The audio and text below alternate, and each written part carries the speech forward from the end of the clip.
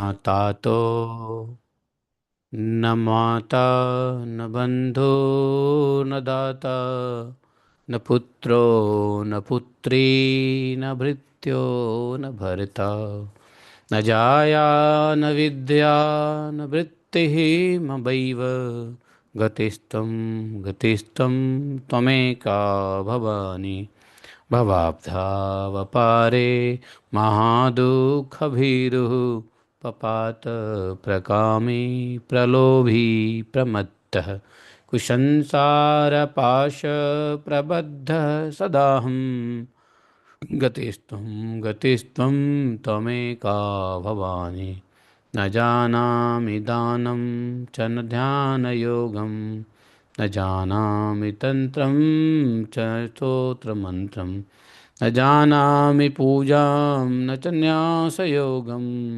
गतिस्त्वं गतिस्त्वं त्वमेका भवानि न जानामि पुण्यं न जानामि तीर्थं न जानामि मुक्तिं लयं वा कदाचित् न जानामि भक्तिं व्रतं वा मात पापि मात गतिस्त्वं गतिस्त्वं त्वमेकां भवानि कुकर्मी कुसंगी कुबुद्धि कुदाशः कुराचारहीनः कदाचारलीनः कुदृष्टि कुवाक्य प्रबन्ध सदाहं गतिस्त्वं गतिस्त्वं त्वमेकां भवानि ब्रजेशं रमेशं महेशं सुरेशं दिनेशं निशीथेश्वरं वा कदाचित् न जानामि चन्यत् सदाहं शरण्यं गतिस्त्वं गतिस्त्वं त्वमेकां भजामि विवादे विषादे प्रमादे प्रवासे जले च नले पर्वते चातुर्मध्ये अरण्ये शरण्ये सदा मां प्रपाहि गतिस्त्वं गतिस्त्वं त्वमेका भवानि अनाथो दरिद्रो जरारोगयुक्तो महाक्षीणदीनः सदा जाड्यवक्त्रः विपत्तौ प्रविष्टः प्रनष्टः सदाहं गतिस्त्वं गतिस्त्वं त्वमेकां भवामि। कात्यायनी महामाये भवानी भुवनेश्वरी संसारसागरे मग्नं मम उद्धर कृपामये ब्रह्म विष्णु शिवाराधे प्रसीद जगदम्बिके मनो अभिलषितं देवी वरं देहि नमोऽस्तुते। हरे कृष्णा कृष्ण कृष्ण हरे हरे हरे राम राम राम हरे हरे।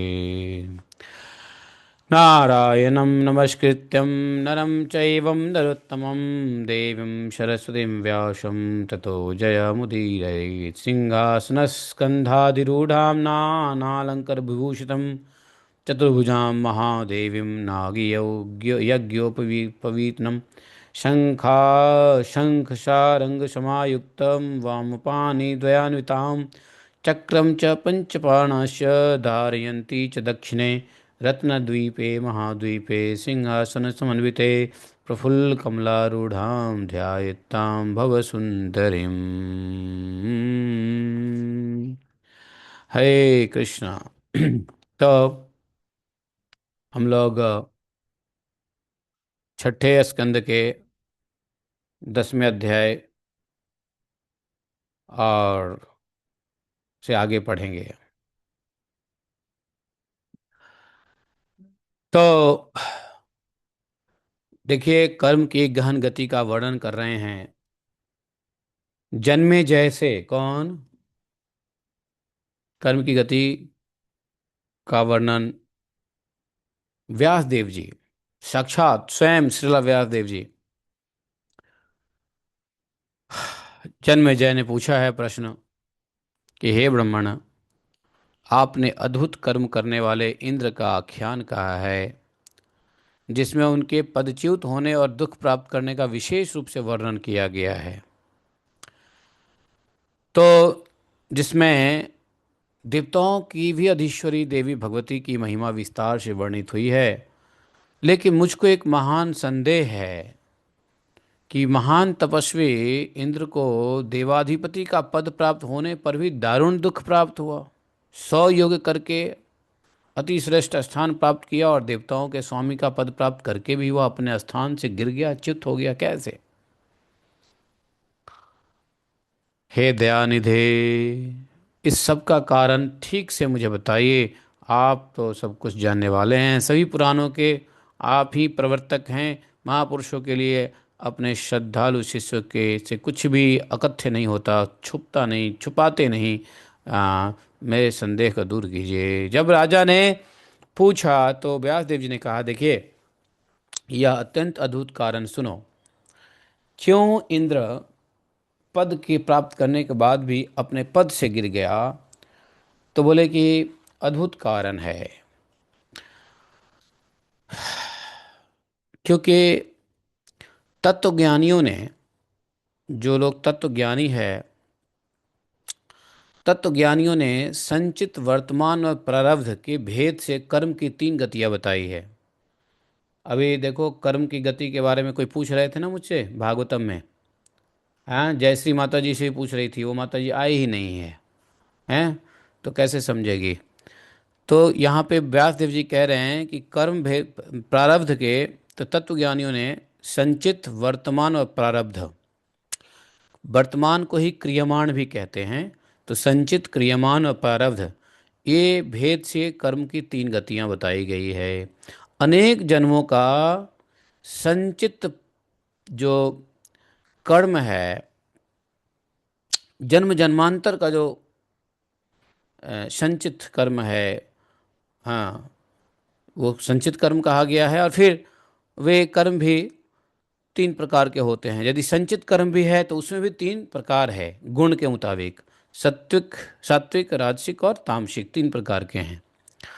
राजन, बहुत समय के वंचित, बहुत समय के संचित शुभ कर्म, शुभ या अशुभ कर्म जो है, पुण्य या पाप के रूप में अवश्य ही भोगने पड़ते हैं।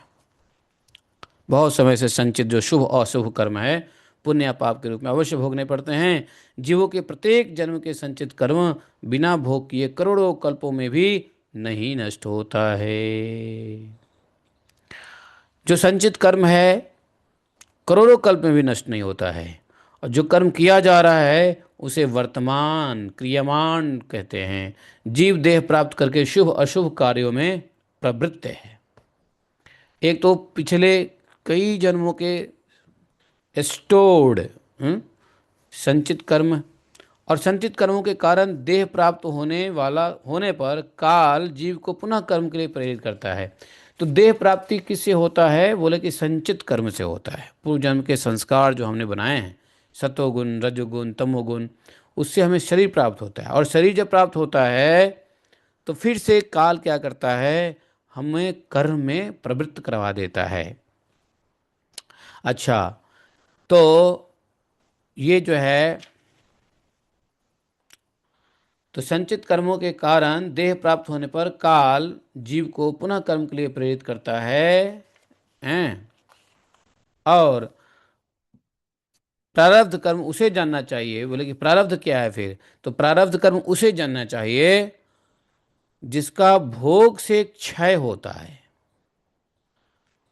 प्राणियों को यहाँ प्रारब्ध कर्म अवश्य भोगना पड़ता है। तो जो भोग भोग रहे हो वो प्रारब्ध कर्म है।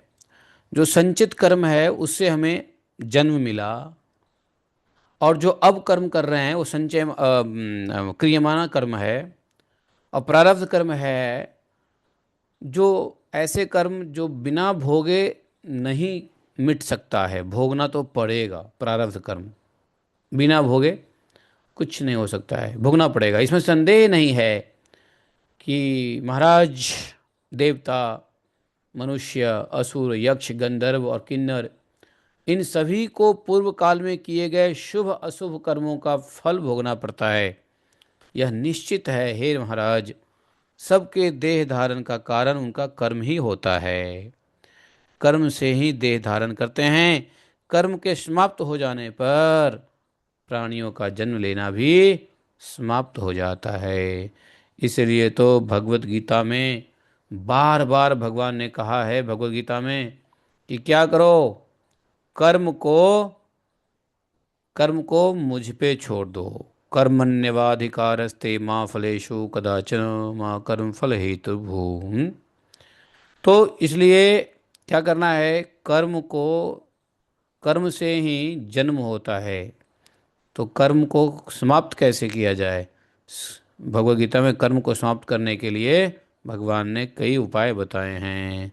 क्योंकि कर्म समाप्त होगा जब ही जन्म मृत्यु जरा व्याधि समाप्त होगा।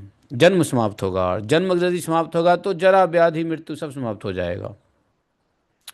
इसलिए कहा है कि कर्म पे तुम्हारा अधिकार है, फल पर नहीं, है कि नहीं। तो कर्म यदि भगवान को समर्पित नहीं करेंगे तो यही कर्म बंधन का कारण बन जाएगा। कैसे बंधन का कारण बन जाएगा? क्योंकि कर्म करेंगे तो उसमें तीन चीज होती है। कर्म क्यों बांधता है?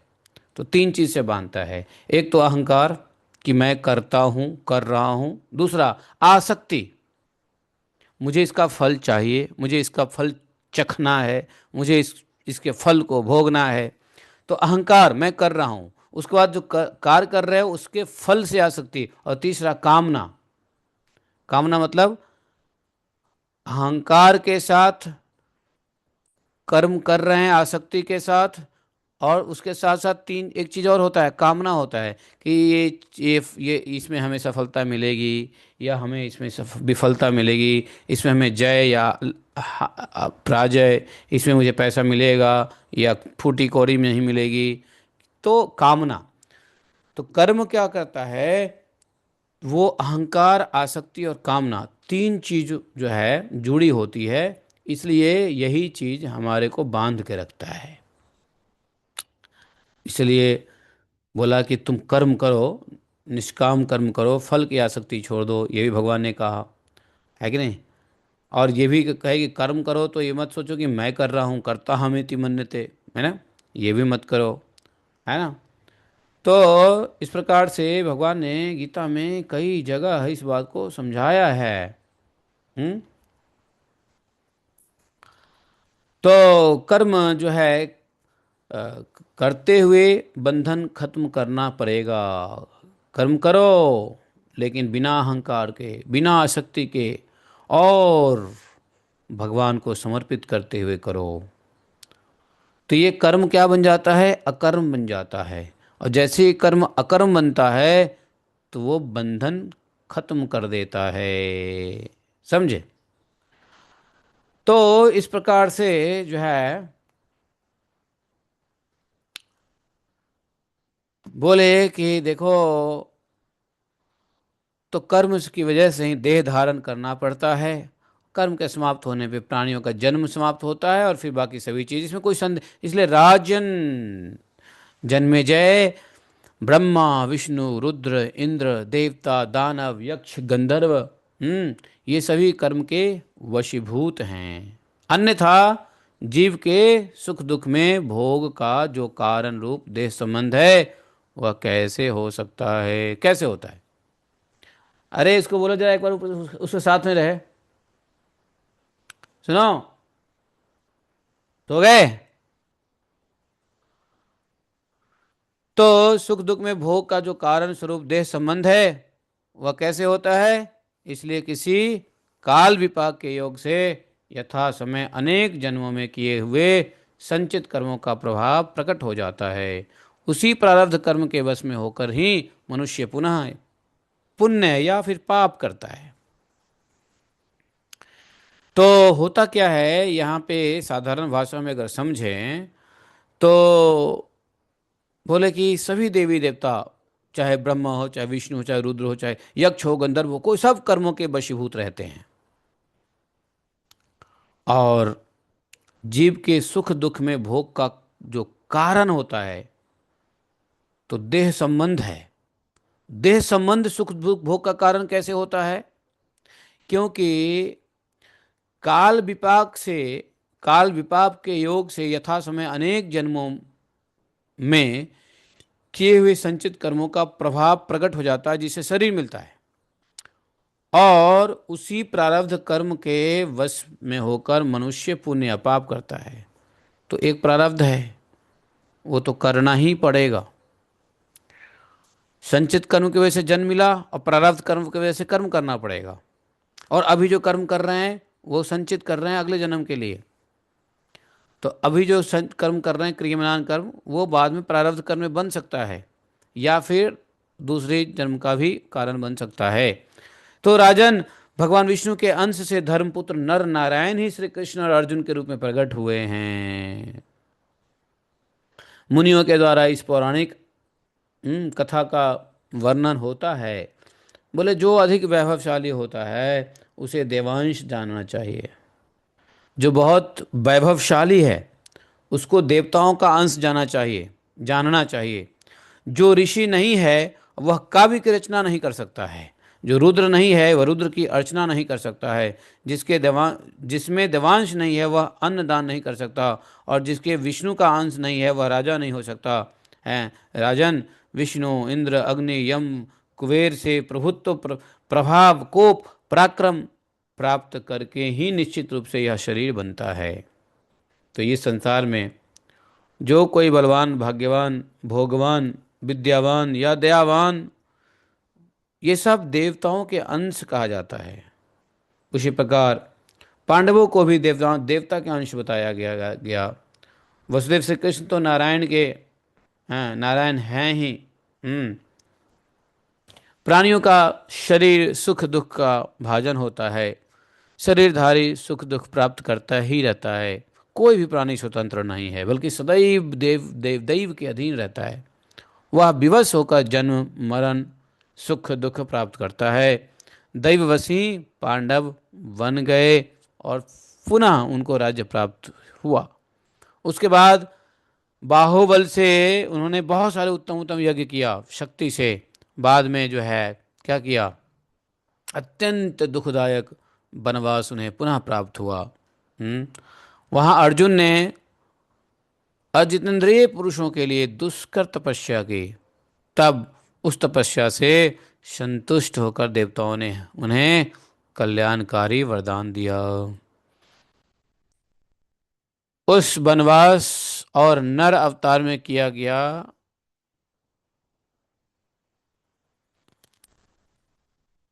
प्राणियों के देह संबंधी कर्मों की गति बहुत गहन है राजन। तो नर अवतार में नर नारायण ने भी बद्रिक आश्रम में उग्र तपस्या की, परंतु अर्जुन के रूप में उन्हें उस तपस्या का फल नहीं मिला। भगवान श्री कृष्ण ने भी अत्यंत संकट में कारागार में उत्पन्न हुए, जेल में उत्पन्न हुए और वसुदेव के द्वारा गोकुल में नंद गोप के घर ले जाए गए। वे वहाँ 11 वर्ष तक रहे और पुनः मथुरा जाकर उन्होंने बलपूर्वक उग्रसेन के पुत्र कंस का वध किया। उसके बाद अत्यंत दुखित माता पिता को बंधन से मुक्त किया। उग्रसेन को मथुरापुरी का राजा नियुक्त किया और पुनः वह मलक्ष्य कालिया वन के भय से द्वारका चले गए। श्री कृष्ण ने अब सब महान यह सब महान पराक्रम दैव के अधीन होकर ही किया। वे जनार्दन श्री कृष्ण द्वारका के अनेक कार्य करके और प्रभास क्षेत्र में देह का परित्याग करके अपने कुटुंब के साथ स्वर्ग में चले गए।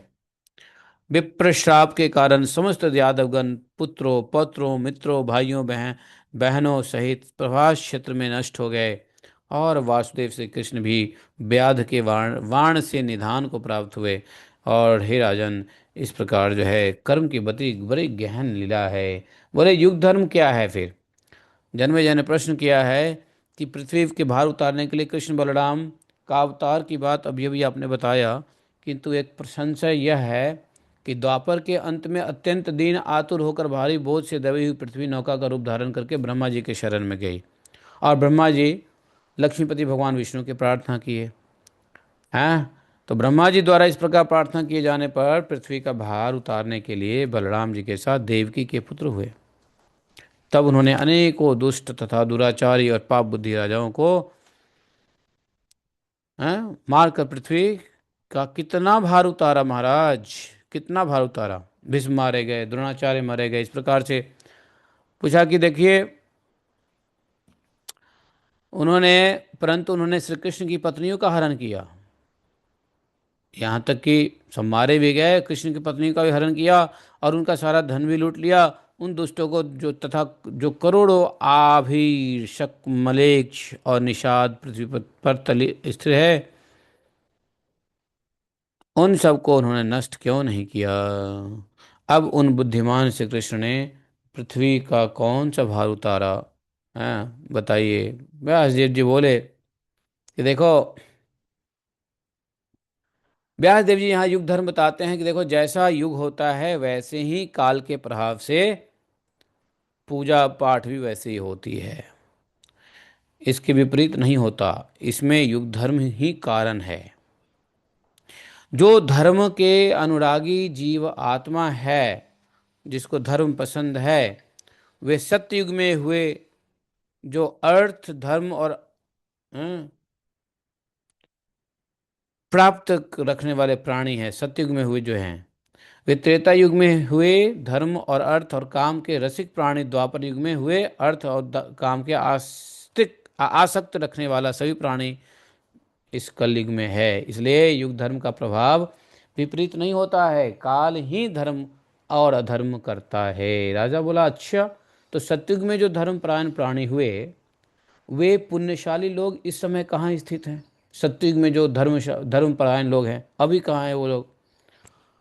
हैं त्रेता युग या द्वापर में जो दान व्रत करने वाले श्रेष्ठ मुनि हुए हैं, वे अब कहाँ हैं? मुझे बताइए। इस कलयुग में जो दुराचारी, निर्लज्ज, देवकी नंदन और देव निंदक, देवकी नंदन नहीं, देव निंदक और पापी लोग विद्यमान हैं, वे सत्ययुग में कहाँ जाएंगे? तो थोड़ा ये सब जानने की इच्छा है, विस्तार से धर्म के बारे में बताइए, धर्म निर्णय के विषय में कुछ सुनना चाहते हैं। व्यास जी बोले, राजन, जो मनुष्य सतयुग में उत्पन्न होते हैं वे अपने पुण्य कार्यों के कारण देवलोक को जाते हैं। सतयुग में उत्पन्न हुए पुण्य कार्यों के कारण देवलोक में जाते हैं। अपने अपने वर्ण आश्रम के धर्मों में लगे रहने वाला ब्राह्मण, क्षत्रिय, वैश्य, शूद्र अपने कर्मों से अर्जित लोकों में चले जाते हैं। अच्छा, फिर सत्य, दया, दान, एक पत्नी व्रत, सभी प्राणियों में अद्रोह भाव तथा सभी जीवों में समभाव रखना, यह सत्ययुग का साधारण धर्म है। सत्ययुग में इसका धर्म पूर्वक पालन करके रजक आदि इतर वर्ण के लोग भी स्वर्ग चले जाते हैं। सत्ययुग में धर्म का पालन करके कोई भी रजक, रजक मतलब धोबी, धोबी, चमार, ये सब भी वर्ण के अनुसार वो धर्म पालन करके स्वर्ग चले जाते हैं। और राजन, त्रेता और द्वापर में भी यही स्थिति रहती है लगभग लगभग, किंतु इस कलियुग में पापी मनुष्य नरक को जाते हैं और वे वहाँ तक तब तक रहते हैं जब तक युग का परिवर्तन नहीं होता है। तो बोले कि त्रेता द्वापर और सतयुग के अंदर में जो वर्ण के आश्रम के लोग हैं वो अपना अपना धर्म का पालन करके सब देवलोक को जाते हैं, इधर उधर जाते हैं, नर्क। कलयुग में के पापी मनुष्य नर्क जाते हैं और नर्क में जब जाते हैं तब तक रहते हैं जब तक युग का परिवर्तन नहीं होता। उसके बाद मनुष्य के रूप में पुनः पृथ्वी पर जन्म लेते हैं। राजन, जब कलयुग का अंत और सतयुग का आरंभ होता है तब पुण्यशाली लोग स्वर्ग से पुनः मनुष्य के रूप में जन्म लेते हैं। क्यों? सतयुग आ गया और तब तक उन लोगों का स्वर्ग का भोग भी खत्म हो गया होता है। तो बोले, जब द्वापर का अंत और कलयुग का प्रारंभ होता है, द्वापर का अंत और कलयुग का प्रारंभ होता है, तब नरक के सभी पापी पृथ्वी पर मनुष्य के रूप में उत्पन्न होते हैं। देखो, नरक के सभी पापी पृथ्वी पर मनुष्य के रूप में उत्पन्न होते हैं। क्यों? क्योंकि अब सतयुग आने वाला है, तो सतयुग में क्या होता है, उसको दोबारा से मौका मिलेगा धर्म और वर्ण आश्रम के मुताबिक धर्म का पालन करने का। तो व्यासदेव जी कहे, यदा कलि युगस्याद्विहि परारस्य क्षयस्तथा नरकात् पापिना सर्वे भवन्ति भुवि मानवः। जब द्वारका पर अंत और कलयुग का प्रारंभ हो जाता है तो पापी मनुष्य पृथ्वी के पे आ जाते हैं। इस प्रकार युग के अनुरूप ही आचार होता है, उसके विपरीत कभी नहीं। ऐसा उल्टा कभी नहीं होता, सब उल्टा होता है। तो कलयुग क्या है? असत प्रधान होता है। इसलिए उसमें प्रजा भी वैसी ही होती है। और संजोग से कभी कभी इन प्राणियों के जन्म लेने में व्यतिक्रम भी हो जाता है। कलयुग में कुछ जो साधु लोग हैं वे द्वापर के मनुष्य हैं। उसी प्रकार द्वापर के मनुष्य कभी कभी त्रेता में, और त्रेता के मनुष्य कभी कभी सतयुग में जन्म लेते ही रहते हैं। जो सतयुग में दुराचारी मनुष्य होते हैं वे कलयुग के हैं। सतयुग में जो दुराचारी मनुष्य होंगे वे कलयुग के हैं। वे अपने किए हुए कर्म के प्रभाव से दुख पाते हैं, और पुनः युग प्रभाव से वे वैसा ही करते हैं। जन्मेजय कहा, महाराज एक बात बताइए, आप समस्त युग धर्मों का पूर्ण रूप से वर्णन कीजिए, शॉर्टकट में मत बताइए, थोड़ा डिटेल बताइए। जिस युग में जैसा धर्म होता है मैं उसको थोड़ा सा विस्तृत जानना चाहता हूँ। व्यासदेव जी बोले, सुनो ध्यानपूर्वक सुनो, मैं थोड़ा सा विस्तृत ही कहता हूँ, लेकिन इसके लिए एक दृष्टांत देता हूँ। ब्रह्मा जी ने कहा, जो तुम पूछे हो इसके उत्तर के लिए एक दृष्टांत देता हूँ, सुनोगे? हाँ सुनेंगे। तो सुनो। एक एक जो है,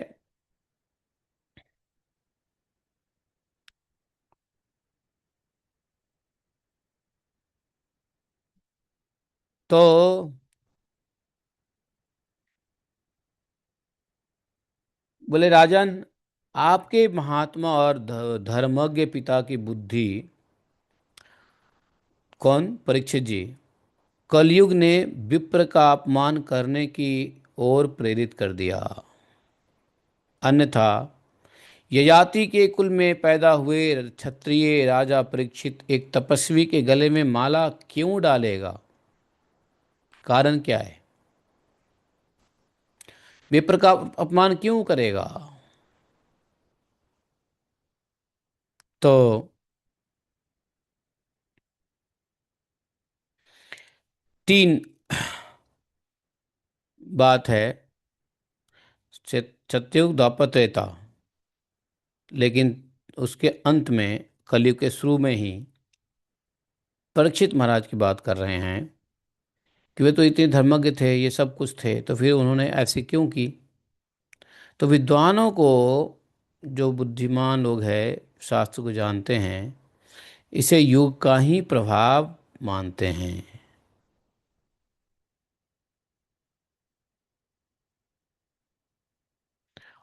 राजन,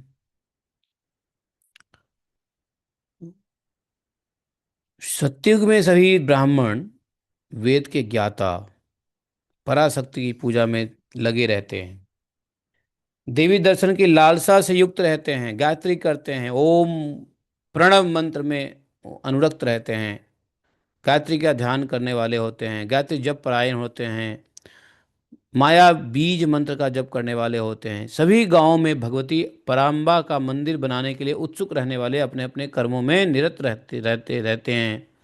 सत्य, पवित्र, दया से समन्वित वेद त्रयी कर्म में लगे रहने पर और तत्व ज्ञान से परिपूर्ण निष्णात होते हैं, क्षत्रिय प्रजाओं के भाषण भरण पोषण में लगे रहते हैं। राजन, उस पुण्य में सतयुग में वैश्य लोग कृषि करते हैं, व्यापार करते हैं, गौपालन करते थे, हैं, और शूद्र सेवा परायण होते थे। तो चारों धर्म का बता दिया। बोला कि उस सतयुग में सभी वर्णों के लोग भगवती पराम्बा के पूजन में आसक्त रहते हैं, सतयुग में। उसके बाद त्रेता युग में धर्म की कुछ कम हो जाती है। तो सतयुग में जो धर्म की स्थिति थी वह द्वापर में विशेष रूप से कम हो गई। राजन, पूर्व युगों में जो राक्षस समझे जाते थे वही कलयुग का वही कलयुग में ब्राह्मण माने जाते थे। ब्राह्मण कलयुग में कौन माने जाते हैं? तो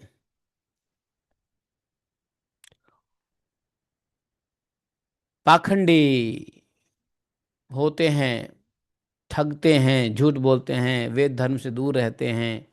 कुछ तो दंभी, लोक व्यवहार में चालाक, अभिमानी, वेद प्रतीति मार्ग से हट जाने वालों, ये सब जो है कलयुग में होता है।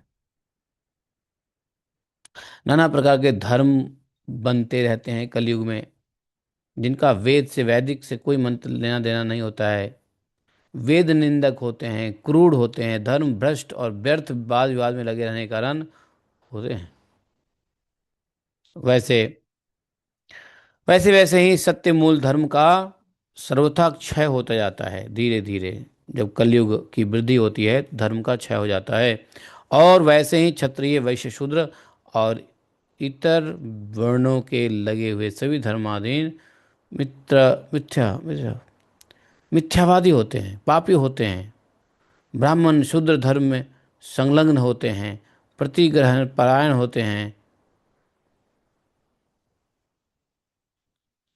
राजन, कलयुग का प्रभाव और बढ़ने पर स्त्रियां स्वच्छाचारिणी हो जाती है, जहां मन करे वहां घूमती है अकेले। कलयुग का प्रभाव बढ़ता है तो स्त्रियां स्वच्छाचारिणी हो जाती है, और काम, लोभ, मोह से युक्त हो जाती है स्त्रियां। वे पापाचारिणी हो जाती है, झूठ बोलने वाली हो जाती है, हमेशा लड़ाई कलह करते रहते हैं, है कि नहीं। नित्य धर्म का भाषण करने में निपुण होते हैं, समझे। भाषण तो बढ़िया करेंगे। तो कलयुग में इस प्रकार की जो पाप परायण स्त्रियां होती है, और पुरुष भी पाप परायण होते हैं, स्त्रियां ही क्यों, कलयुग में तो पुरुष भी पाप परायण होते हैं। राजन, आहार की शुद्धि ही अंतःकरण की शुद्धि होती है। तो उपाय क्या है, कलयुग है, उपाय क्या है सुनो। तो आहार की शुद्धि से ही अंतःकरण की शुद्धि होती है, और चित्त शुद्ध होने पर धर्म का प्रकाश होता है। तो अगर वास्तव में धर्म के प्रकाश की अनुभूति करनी हो तो पहले भोजन शुद्धि करनी पड़ेगी। भोजन शुद्धि से चित्त शुद्ध होगा, और अंतःकरण शुद्ध होगा, और फिर चित्त शुद्ध होगा। हाँ, चित्त अंतःकरण एक ही बात है। और जब चित्त शुद्ध हो गया तो धर्म प्रकाशित हो जाएगा। आचार संकरता, आचार संकरता अर्थात दूसरे वर्णों की आचरण, दूसरा वर्ण उसको बोलते हैं आचार संकरता। जैसे कोई शूद्र है तो शूद्र अपना काम कर रहा है, उस काम को ब्राह्मण भी करने लग जाए देखा देखी करके, तो बोले वो आचार संकरता हो जाता है। कलयुग में वास्तव में आचार संकरता ही है, क्योंकि हर व्यक्ति अपने अपने वर्ण का कार्य कर नहीं रहा है, लगभग लगभग सब दूसरे दूसरे वर्णों के कार्य में लगे हुए हैं। तो दोष से धर्म में व्यतिक्रम उत्पन्न होता है।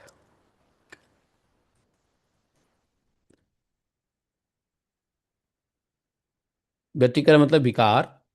और धर्म में प्रकृति होने पर वर्ण संकरता उत्पन्न होती है। विकृतियाँ, जो धर्म में विकृतियाँ हो जाती है तो वर्ण संकरता उत्पन्न होती है। उससे पहले जब आहार शुद्धि नहीं होगी तो कौन सा बोला, आचार संकरता। राजन, इस प्रकार सभी धर्मों से ही हीन कलयुग में अपने अपने वर्ण आश्रम धर्म की चर्चा भी कहीं नहीं सुनाई देती। धर्मज्ञ और श्रेष्ठ जन भी अधर्म करने लग जाते हैं। यह कलयुग का स्वभाव ही है, क्यों किसी के भी द्वारा इसका प्रतिकार नहीं किया जा सकता। इसलिए इसलिए तो धर्म की चर्चा तो कहीं सुना ही नहीं देता है। धर्मज्ञ और श्रेष्ठजन भी अधर्म करने लग जाते हैं, तो यह कलयुग का स्वभाव ही है। तो किसी के भी द्वारा कलयुग का प्रतिकार नहीं किया जा सकता है। तो इसलिए इस काल में स्वभाव से ही पाप करने वाले मनुष्यों की निष्कृति सामान्य उपाय से नहीं हो सकती है। कली में, दूसरे युग में कुछ उपाय से व्यक्ति दुर्जन हो तो सज्जन बन जाते हैं, लेकिन कली तो है ही दुर्जनों का घर, तो फिर व्यक्ति को सज्जन कैसे बनाया जाए। इसलिए कली में बोले तो बहुत बहुत मुश्किल है। जन्मेजय ने पूछा है कि महाराज, समस्त धर्मों के ज्ञाता आप हैं, आप अधर्म के बहुल्य वाले कलयुग में, जिस कलयुग में अधर्म की बहुत ज़्यादा संख्या होगी।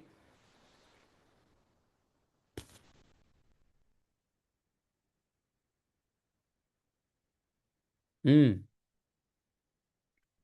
तो यदि कोई अ, उपाय है क्या कलयुग में मनुष्यों की जो ये दुर्गति है उसको सद्गति का कुछ उपाय है क्या कलयुग में? यदि इससे निकलने का कोई उपाय हो तो उसे दयापूर्वक हमसे बताइए। व्यास देव जी ने कहा, सुनो राजन, इसका एक ही उपाय है, दूसरा है ही नहीं।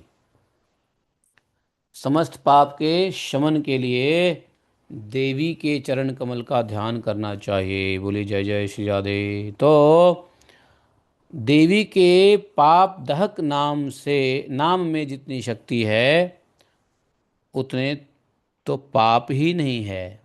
देवी के इतने पाप नाशक नाम है। इसलिए भय की जरूरत क्या है?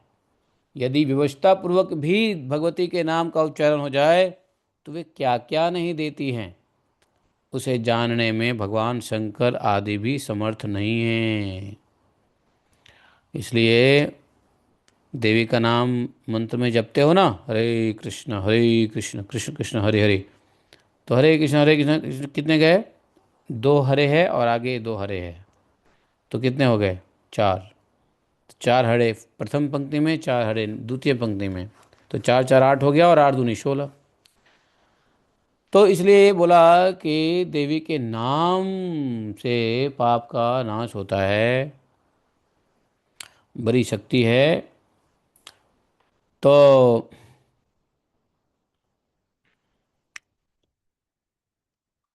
एक और बोला कि यदि व्यवस्था पूर्वक भी भगवती के नाम का उच्चारण हो जाए राधे, तो वह क्या क्या देती है उसे जानने में भगवान शंकर आदि भी समर्थ नहीं। बहुत कुछ देती हैं। भगवती देवी के नाम का स्मरण ही समस्त प्राणों पापों का नाम प्रायश्चित है।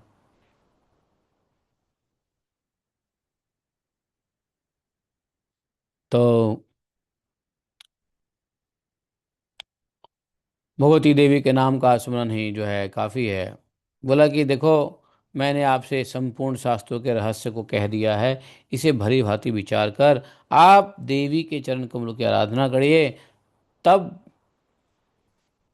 जो अजपा नामक गायत्री मंत्र का जाप करते हैं, लेकिन वे माया से मोहित होने के कारण, तो उन महामाया की महिमा और महिमा वैभव को, हम्म, महान वैभव को नहीं जानते। किस लिए? तो बोले कि कैसे करें? तो उस समय के लोग अजपा करते हैं, गायत्री का जप करते हैं, लेकिन अजपा करने के बावजूद भी माया से मोहित होते ही हैं, मोह से तो निकल ही नहीं सकते। तो उस महामाया की महिमा और महान वैभव को कौन जानेगा? सभी ब्राह्मण अपने हृदय में गायत्री का जप करते हैं, परंतु वे भी उन महामाया की महिमा और उनके महान वैभव को नहीं जानते। मतलब ले दे के कलयुग में ज्ञान का भी अभाव रहेगा। जो कुछ पूछा बता दिया, अब क्या चाहते हो? राजा ने कहा, महाराज एक बात बताइए कि जब आप मुझे मनुष्य और देवताओं के द्वारा सेवनीय इस पृथ्वी पर स्थित पुण्य तीर्थ क्षेत्र और नदियों के विषय में बताइए। इस तीर्थ में स्नान दान का जैसा फल होता है उसे और विश्वास रूप से तीर्थ यात्रा की विधि और नियमों का पालन करना चाहिए। व्यासदेव जी कहे, ठीक है, सुनो, मैं तीर्थों के वर्णन अब पूछा है कि पृथ्वी की तीर्थ में से कौन सा तीर्थ है, कौन सी तीर्थ है, कितनी नदियां हैं, तो बोले मैं बताता हूँ कि विविध तीर्थ का वर्णन है। जिन तीर्थों में देवियों के प्रशस्त मंदिर विद्यमान है, नदियों में गंगा श्रेष्ठ है। इसी प्रकार यमुना, सरस्वती, नर्मदा, गंडकी और सिंधु, गोमती, तमसा, कावेरी, चंद्रभागा, पुण्य शुभ बेत्रवती, चंडवती, सरयू, तापी और संभ्रांति भी है। इतने नदियां भी हैं सहायक। तो बोले देखो, इनके अतिरिक्त सैकड़ों अन्य नदियां और भी हैं, उसमें उसमें से समुद्र में गिरने वाली नदियां पुण्यमयी हैं। जो नदी समुद्र में जाके मिल जाती है वही पुण्यमयी है। या समुद्र में न गिरने वाली नदियां अधिक पुण्य नहीं, अल्प पुण्य वाली हैं। तो समुद्र गामिनी नदियों में बहुत पवित्रता तो रहती है, जो सदा जल पूरित होकर बहती रहती है। श्रावण और भाद्रपद, इन 2 महीनों में सभी नदियां रजस्वला होती है। श्रावण भादव, क्योंकि उनमें वर्षा काल में ग्रामीण जल प्रवाहित होता रहता है।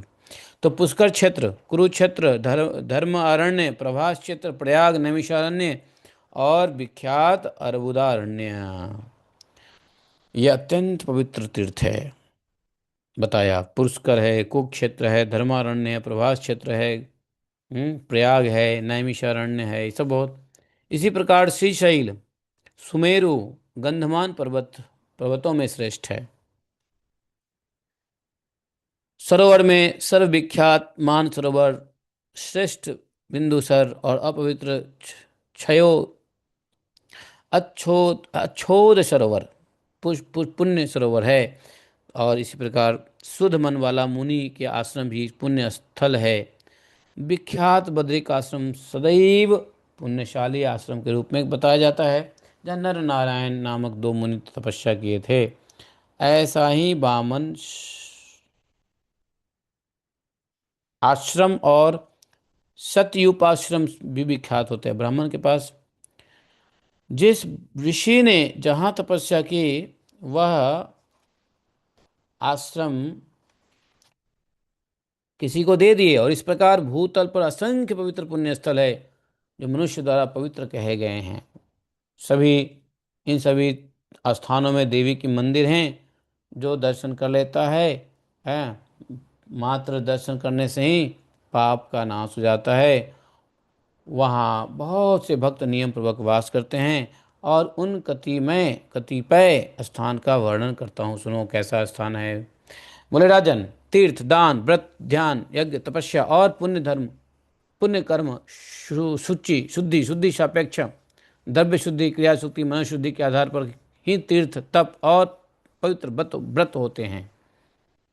कभी द्रव्य शुद्धि और कभी क्रिया शुद्धि हो पाती है, लेकिन राजन, मानसिक शुद्धि सबके लिए सदा ही दुर्लभ है। क्योंकि राजन, मन बड़ा ही चंचल है और अनेक विषयों में भटकता रहता है। हैं? और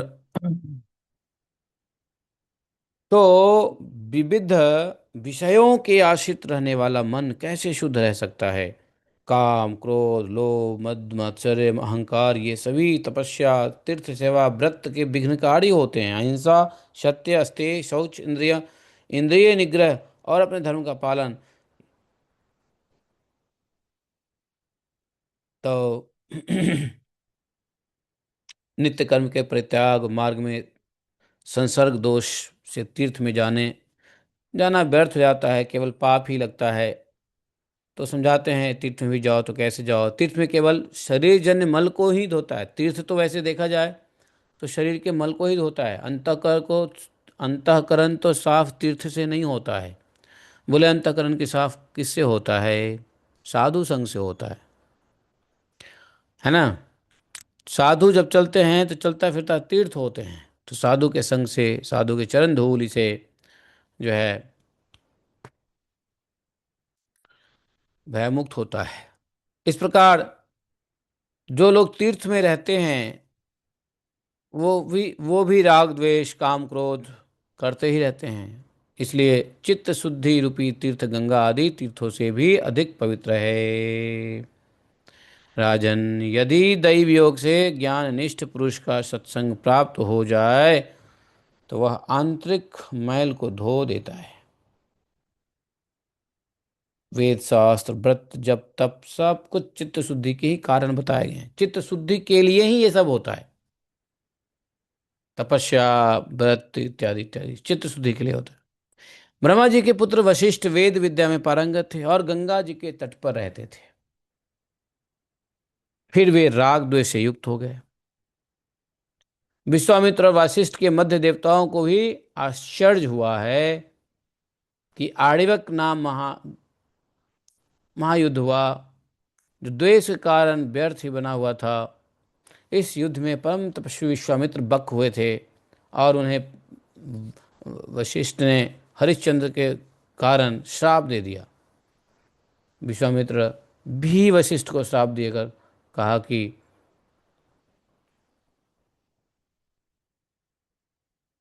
श्राप दे दिया, बोला कि पक्षी के देह वाला बना दिया इसके। और इस प्रकार निर्मल कांति वाले वे देवमुनि श्राप के कारण अडी आडी और बक पक्ष के रूप में हुए। वे सरोवर के तट पर रहने लगे। बट और पक्ष और उन्हीं और वहां पर नख और चोंच के प्रहार से भयंकर युद्ध करते हुए वे दोनों ऋषि मद उन्मत्त हम्म, मन उन्मत्त सिंह के समान क्रोधयुक्त होकर के रोष पूर्वक 10,000 वर्ष तक आपस में युद्ध करते रहे।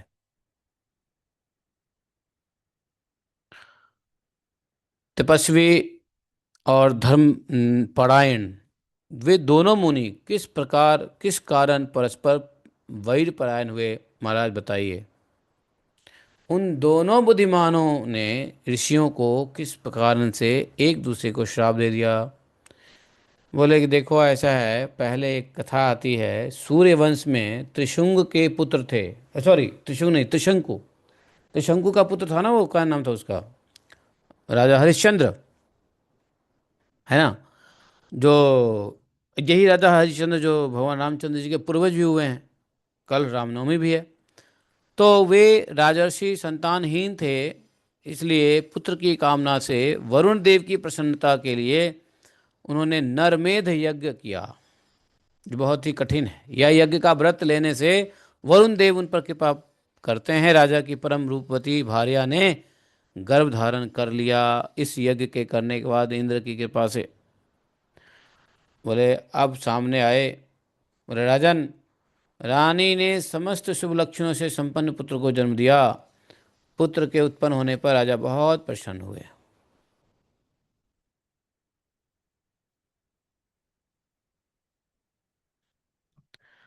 रानी ने सभी शुभ लक्षणों से संपन्न पुत्र को जन्म दिया। पुत्र ने उत्पन्न होने पर राजा बहुत खुश हुए। संपन्न तो थे ही, जात कर्म कराया, संस्कार कराया, खूब भोज भंडारा किया, गिफ्ट सिफ्ट दिया लोगों को। ब्राह्मणों को विशेष रूप से सोना और पयस्विनी गौ प्रदान किए, गौ गाय।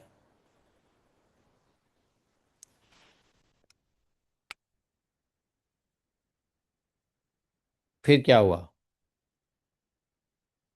बोले कि व्यासदेव जी देखिए, जब घर में जन्मदिन का उत्सव धूमधाम से मनाया जा रहा था, उसी समय ब्राह्मण के भेष में, कौन किसके यहाँ हो रहा है ये, राजा हरिश्चंद्र के यहाँ। बोले कि ब्राह्मण के भेष में धारण करके वरुण देव आए। आसन प्रदान करके राजा ने विधिवत उनकी पूजा की और आने का कारण पूछा। बोले मैं वरुण हूँ और जैसा आपने संकल्प किया था, अब अपने पुत्र को बलि पशु बनाकर परम पवित्र यज्ञ कीजिए और सत्यवादी बनिए। अब यह बात सुनकर के राजा को बड़ा व्यथा हुआ, विहल हो गए। पुत्र नहीं था, अब पुत्र एक आ गया। तो बार बार अपनी मनोव्यथा को शांत करके उन्होंने श्रद्धापूर्वक हाथ जोड़कर वरुण देव से कहा कि हे वरुण देव, मैंने किस यज्ञ का संकल्प लिया है मुझे याद नहीं है। उस यज्ञ अगर संकल्प लिया होता तो मैं उसको विधि पूर्वक पालन करता।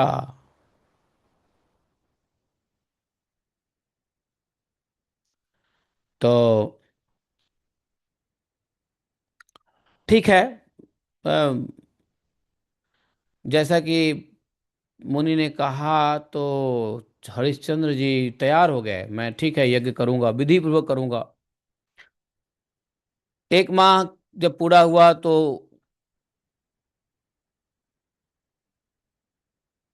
धर्म पत्नी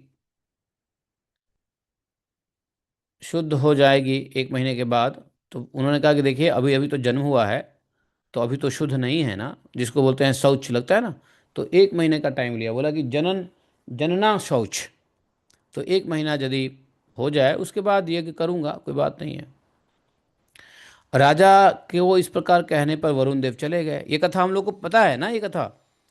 जब राजा संतुष्ट हो गए, लेकिन चिंता, चले गए तो संतुष्ट तो हुए, चलो ठीक है, बला टली, लेकिन चिंता तो बना रहा।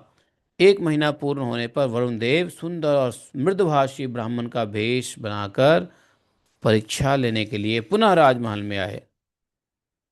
एक माह बीत गया, तब ठीक से हैं, सब कुछ ठीक चल रहा था।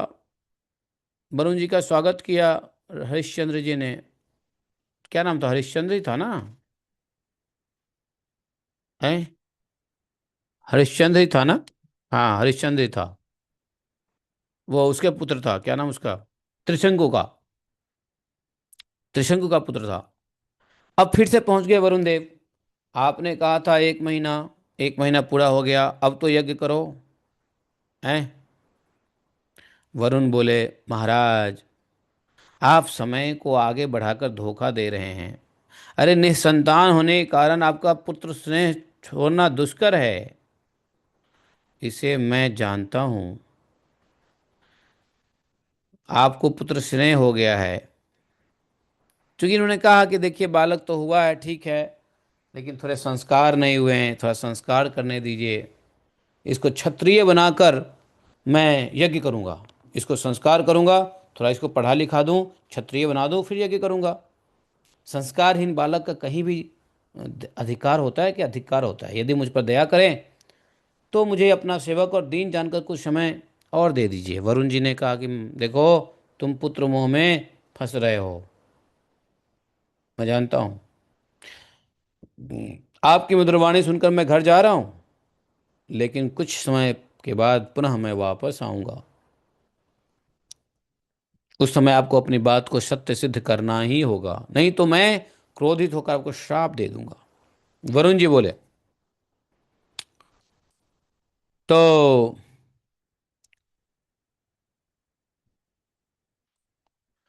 राजा बोले, हाँ ठीक है, ठीक है, मैं एक बार समावर्तन संस्कार कर लेने दीजिए, उसके बाद पुत्र को यज्ञ पशु बना करके मैं विधि पूर्वक यज्ञ करूंगा।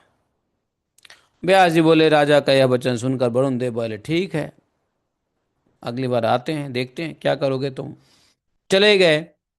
इधर राजा का रोहित नाम का पुत्र, जो हरि क्या नाम था, हरिश्चंद्र का पुत्र, क्या नाम हुआ? रोहित। रोहित पुत्र बड़ा हो गया, बुद्धिमान था, विद्या भी ग्रहण कर लिया। उसे यज्ञ का सब कारण विस्तार पूर्वक पता चल गया। तब वह अपनी मृत्यु जानकर अत्यंत भयभीत हो गया। एक दिन वह बालक राजमहल से भागकर मानो कि एक किसी पर्वत की गुफा में घुस गया और छुप करके भयग्रस्त होकर के वहीं रहने लगा। रोहित, क्या नाम था? रोहित है ना?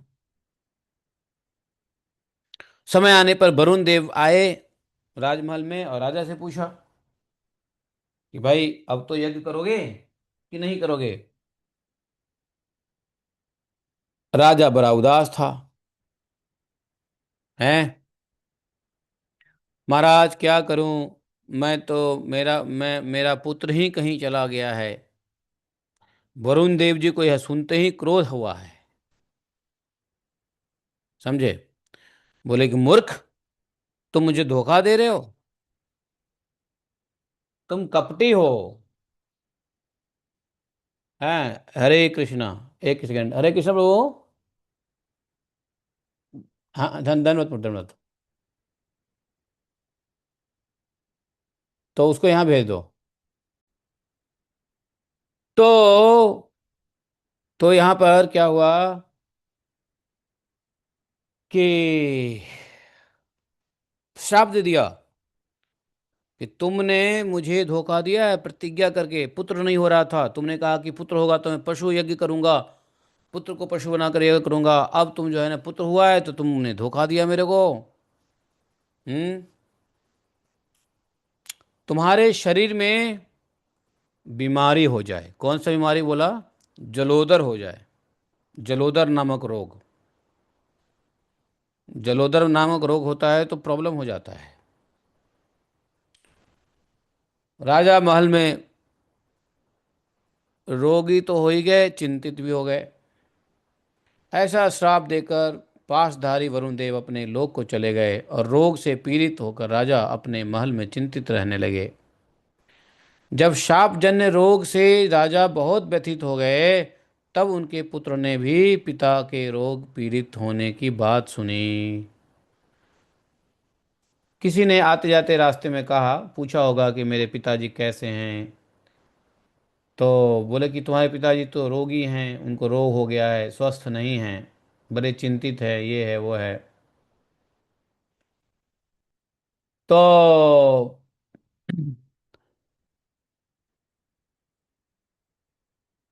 इसको बड़ा दुख हुआ है, रोहित को।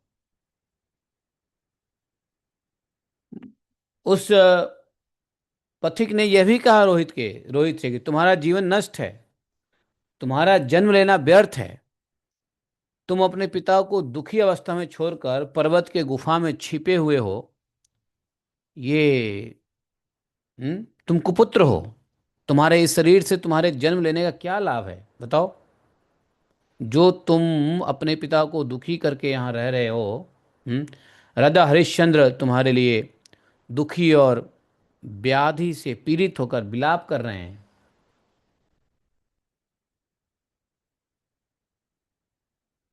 हैं।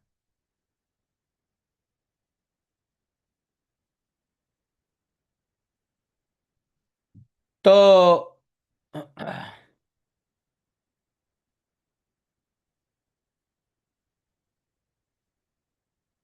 इस प्रकार से जब उस पथिक ने कहा रोहित को, बड़ा दुख हुआ, उसको विचार किया कि नहीं, मैं जाऊंगा। वैसे ही ब्राह्मण का रूप धारण करके इंद्र वहां आ गए। उन्होंने इंद्र भी आए ब्राह्मण का रूप धारण करके, और दयालु की भांति एकांत में हित की बात कही रोहित से कि राजकुमार, तुम मूर्ख हो जो वहां जाने का व्यर्थ विचार कर रहे हो। तुम्हें नहीं जाना। पहले रोहित ने सोचा कि ओ पिताजी बीमार हैं, जाना चाहिए, लेकिन इंद्र ने रोक दिया। बोला, रोकने की कोशिश किया, बोला कि तुमको नहीं जाना चाहिए। तुम नहीं जानते कि तुम्हारे पिता तुम्हारे लिए क्यों दुखी हैं। यदि तुम जान जाओगे। इंद्र बोले कि देखो, अ, इंद्र ने सारी स्टोरी जो है सुना दी।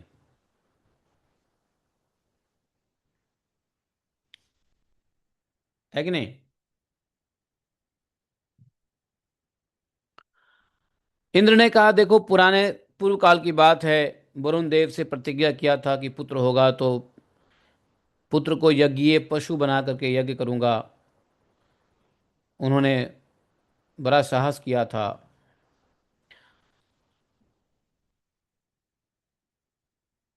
यदि तुम वहां जाओगे तो तुम्हारा पिता हैं, यज्ञ पशु बनाकर तुमको मार डालेंगे। अभी वो बीमार हैं। अगर ऐसा कर देंगे तो उनकी बीमारी चली जाएगी, लेकिन तुमको अपने प्राण से हाथ धोना पड़ेगा। इंद्र के द्वारा इस प्रकार इस बोला, इसलिए तुम मत जाओ। लेकिन भगवती देवी, माया देवी का जो है, मोहित होकर के, माया देवी से मोहित होकर के रोहित वहीं रुक गया। इस प्रकार जब जब वह पिता को रोग से पीड़ित सुनकर जाने का विचार करता था, इंद्र बार बार रोक देते थे। एक दिन राजा हरिश्चंद्र ने अत्यंत दुखी होकर एकांत में बैठे हुए गुरु वशिष्ठ जी से पूछा। उनके गुरु थे, मैं क्या करूं? मैं अत्यंत गंभीर, भयभीत, कष्ट से पीड़ित हूं। महाव्याधि और दुख से मेरा चित्त की रक्षा कीजिए। वशिष्ठ जी बोले, सुनो राजन हरिश्चंद्र, रोगनाश का एक उपाय है। बोले, क्या? धर्मशास्त्र में 13 प्रकार के पुत्र कहे गए हैं। तो तुम उसमें से किसी एक पुत्र को पशु बलि बना करके यज्ञ कर लो। वरुण खुश हो जाएंगे, तुम्हारा बीमारी ठीक हो जाएगा। तो एक काम करो, किसी ब्राह्मण के उत्तम बालक को धन दे करके ले आओ। अगर धन दे करके कोई ब्राह्मण तुमको बालक दे दे, तो खरीदा हुआ भी बालक पुत्र ही होगा, और उससे तुम अपना यज्ञ संपन्न कर लो। तुम्हारा रोग भी नष्ट हो जाएगा और वरुण देव भी प्रसन्न हो जाएंगे। ये वशिष्ठ जी ने उनको एक आइडिया दिया। व्यासदेव जी बोले, अच्छा। यह बात सुनकर राजा ने मंत्री को कहा, फौरन जाओ और पता लगाओ कि कोई लोभी पिता अपने पुत्र को दे सकता है क्या? जितना धन मांगे दे दो और दे करके ले आओ। सब प्रकार से प्रयास करके यज्ञ के लिए ब्राह्मण बालक लाना ही चाहिए। ले आओ, लाना ही है। मेरे कार्य तुम्हें किसी प्रकार का बुद्धि शैथिल्य नहीं करना चाहिए। जल्दी जाओ और ले आओ। समझे? तो बोले कि देखो, ब्राह्मण से प्रार्थना करना चाहिए और कैसे भी लेके आओ। मुझे नहीं मालूम कैसे लेके आओगे, लेके आओ। राजा ने आदेश दिया और मंत्री निकला। खोजते खोजते एक ब्राह्मण मिला, निर्धन ब्राह्मण। उसके 3 पुत्र थे। ब्राह्मण ने जितना धन मांगा दे करके मंत्री ने क्या किया, उसके मझले पुत्र को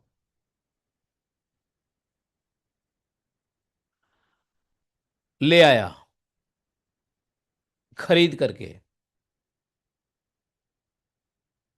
तो उसका नाम क्या था? शुनहशेप। तो पुत्र को ला करके राजा को दिया। राजा प्रसन्न हुए, ब्राह्मणों को बुलाया, यज्ञ करवाया। यज्ञ के प्रारंभ होने पर महामुनि विश्वामित्र जी ने शुनहशेप को बंधा देखकर राजा को मना करते हुए कहा। विश्वामित्र तो वैसे ही बोले, राजन ऐसा साहस मत करो, यह ब्राह्मण बालक छोड़ दो। मैं प्रार्थना करता हूं इससे आपकी सुख की प्राप्ति होगी। और जो बालक था ना, वो रो भी रहा था, शुनहशेप बंधा हुआ था बेचारा। उसको शायद भय हो गया था कि मेरी मृत्यु होने वाली है, यज्ञ में हमें रो रहा था। तो विश्वामित्र जी ने कहा, छोड़ दीजिए, मेरी बात मानिए। पूर्व काल में स्वर्ग के इच्छुक, पवित्र व्रती, दयापरायण जो क्षत्रिय गण थे, वे दूसरों के शरीर की रक्षा के लिए प्राण देते थे। दूसरों के शरीर की रक्षा के लिए क्षत्रिय काम है प्राण देना, और आप अपने शरीर की रक्षा के लिए दूसरे जीव का प्राण ले रहे हो। विश्वामित्र ने कहा। विश्वामित्र वैसे ही पहले क्षत्रिय ही थे, बाद में ब्राह्मण बन गए थे। तो उनको कहा, नहीं नहीं, ऐसा मत करो, बालक पे दया करो, पाप मत करो। ब्राह्मण, एक तो ब्राह्मण का पुत्र है ये, और अपनी शरीर रक्षा के लिए तुम ब्राह्मण पुत्र का वध कर रहे हो। अपने देह के प्रति सभी को एक एक जैसी प्रीति होती है। जैसे तुमको अपना देह प्रेम है, वैसे ही इस बालक को भी अपना शरीर प्रेम है। तुम जानते हो इस बात को। यदि आप मेरी बात को प्रमाण मानते हैं तो इस बालक को छोड़ दीजिए।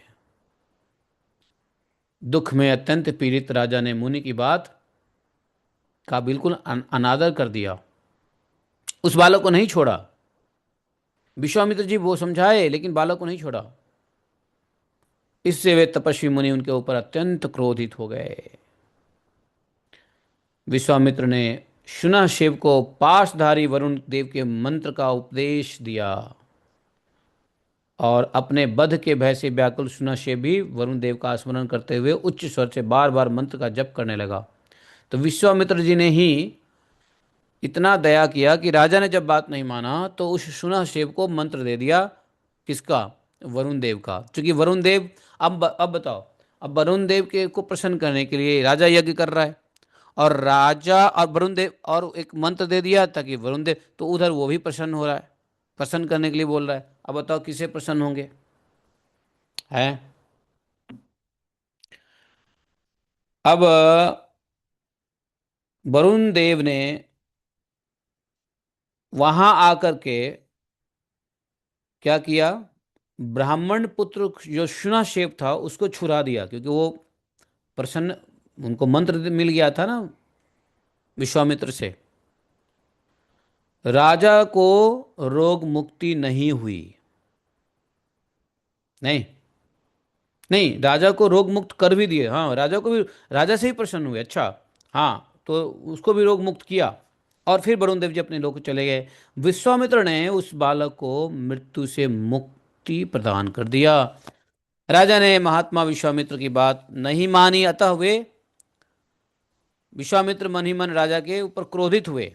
और एक समय राजा घोड़े पर सवार होकर वन में गए। वे सुअर को मारने की इच्छा से ठीक दोपहर के समय कौशिकी नदी पर पहुंचे।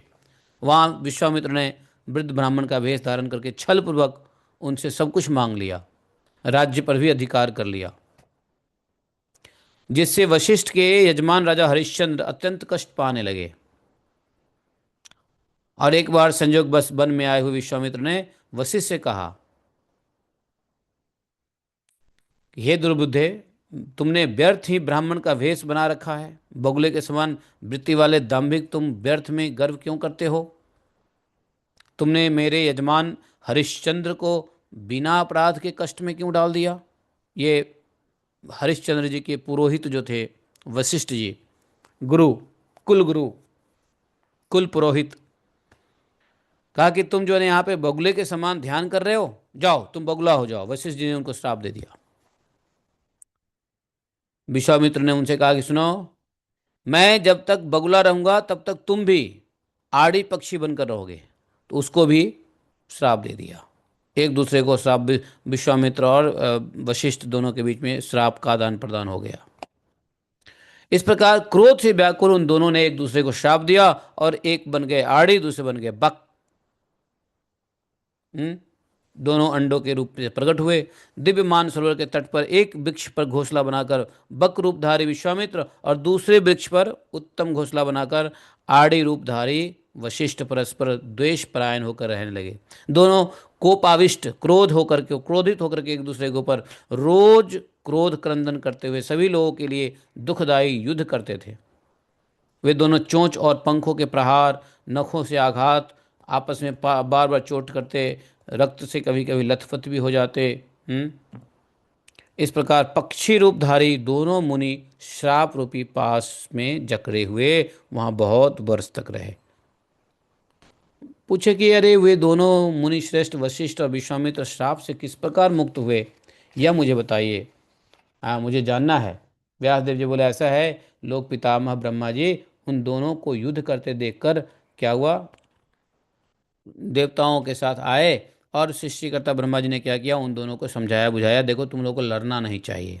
और ब्रह्मा जी ने दोनों को एक दूसरे के श्राप से मुक्त भी कर दिया, प्रेम मतलब सुलह सलाह कर दी। इसके बाद सभी देवगण वापस गए और भगवान ब्रह्मा जी भी चले गए। फिर उसके बाद क्या हुआ, विश्वामित्र और वशिष्ठ भी अपने स्वरूप को पा करके निकले। ले इस प्रकार मैत्रावरुण वशिष्ठ ने भी अकारण ही विश्वामित्र के साथ परस्पर दुख प्रद युद्ध किया था। तो इस संसार में कहने का तात्पर्य यह है, ये कथा कहानी इसलिए सुनाया है कि संसार में मनुष्य, देवता, दैत्य कौन सा प्राणी है जो अहंकार पर विजय प्राप्त कर सदा सुखी रह सके। देखा, यह अहंकार इतना बड़ा है कि कोई विजय प्राप्त कर ही नहीं सकता है। तो अहंकार पे कौन विजय प्राप्त कर, यही बात तो ब्रह्मा जी को पता था कि अहंकार से हम नहीं जीत पाएंगे इस संसार में। सबको अहंकार, हम्म तो अहंकार पे हमारी विजय होगी ही नहीं। तो इसलिए ब्रह्मा जी ने भगवान से प्रार्थना किया ना कि महाराज, मैं नहीं करूंगा सृष्टि की रचना, मुझे रचना करने का अहंकार से भय है। कुछ अहंकार का फुल प्रूफ सॉल्यूशन दीजिए, तब मैं। बोले कि एक काम कर, भागवतम दिया भगवान ने, भागवतम सुनते हुए भागवतम को हृदय में धारण करो और काम करो। तो इसका मतलब देखिए कि अहंकार पर विजय प्राप्त करना बड़ा मुश्किल है, और जो कर लिया वही सुखी है। नहीं तो सब इस संसार में कोई किसी एक दूसरे से द्वेष, राग, क्रोध, मोह, ईर्ष्या, श्राप, ये वो करता रहता है। बोले राजन, चित्त की शुद्धि महापुरुषों के लिए भी दुर्लभ है। उसे प्रयत्न पूर्वक शुद्ध करना चाहिए चित्त को, क्योंकि चित्त की शुद्धि के बिना न तीर्थ यात्रा, न दान, न तपस्या, न सत्य, कुछ भी धर्म साधन सब निरर्थक है। कुछ भी कर लो, यदि चित्त शुद्ध नहीं है तो इस प्रकार से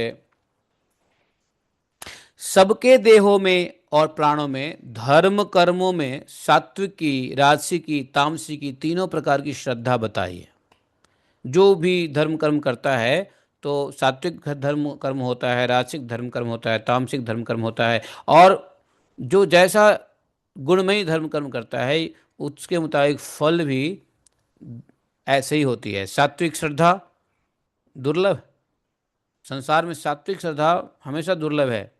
विधि विधान से युक्त राजसी श्रद्धा उसका आधा फल देने वाली होती है, और काम क्रोध के वशीभूत पुरुषों की जो श्रद्धा तामसी होती है, इसे बोला हे राजन, वह फल विहीन होता है और कीर्ति करने वाली भी नहीं होती।